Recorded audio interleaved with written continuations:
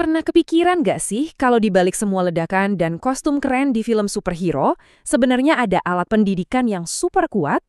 Hari ini kita bakal kupas tuntas gimana cerita-cerita favorit kita ini bisa lebih dari sekedar hiburan. Mereka benar-benar bisa mengasah otak kita. Nah, ini dia pertanyaan besarnya. Apakah film superhero itu cuma hiburan aja? Kebanyakan orang mungkin bakal bilang iya. Tapi gimana kalau saya bilang bahwa di dalamnya tuh tersembunyi potensi untuk belajar? Ini argumen yang menarik banget, dan kita akan jelajahi bareng-bareng hari ini. Oke, kita mulai dari yang paling kelihatan ya.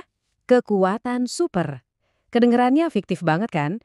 Tapi justru dari situlah pemikiran ilmiah kita bisa terpicu. Pertanyaannya, emang bisa ya fiksi memicu sains yang beneran? Kayaknya kan dua dunia yang beda banget. Tapi ternyata hubungannya itu jauh lebih erat dari yang kita bayangkan. Kita ambil contoh paling gampang dan paling ikonik. Spider-Man. Semuanya berawal dari fiksi. Digigit laba-laba radioaktif. Tapi coba deh perhatiin. Dari situ aja, otak kita langsung loncat ke pertanyaan-pertanyaan sains yang nyata. Gimana sih cara kerja mutasi DNA? Radioaktivitas itu apa sih dan apa dampaknya?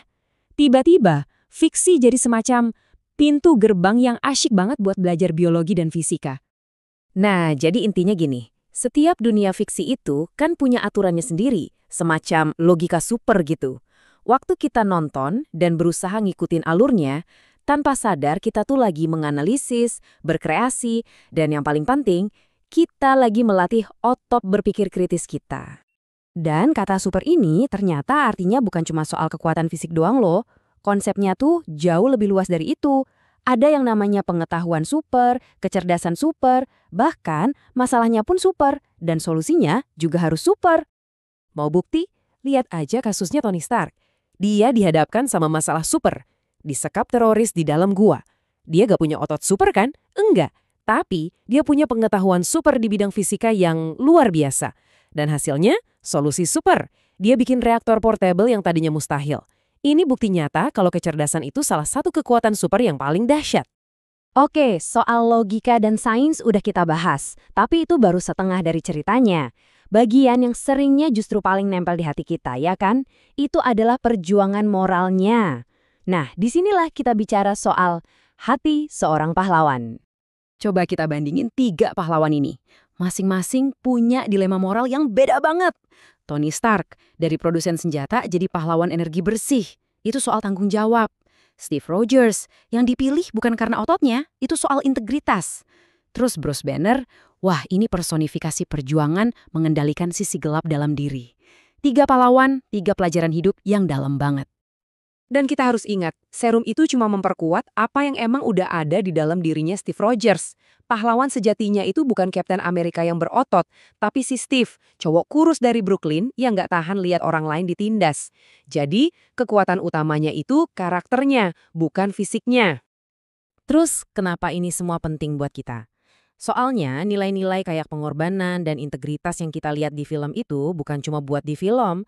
Nilai-nilai itu bisa jadi semacam cetak biru buat kita ngebangun ketangguhan mental kita sendiri pas lagi ngadepin masalah di dunia nyata. Nah, sekarang coba kita gabungin 2 hal tadi.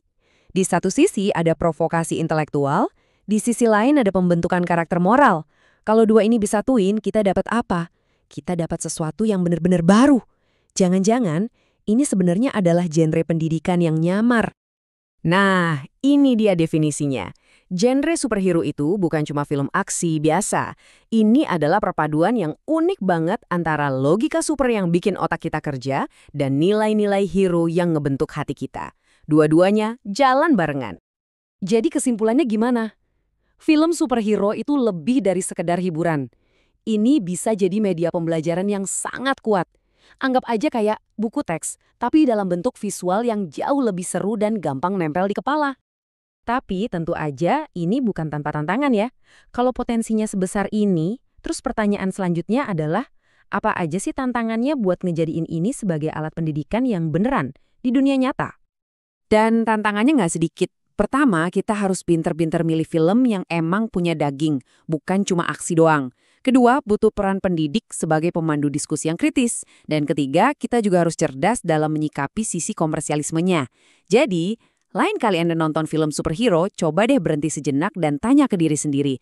Di luar seru-seruannya, pelajaran apa ya yang sebenarnya lagi saya dapat? Terima kasih sudah menyimak.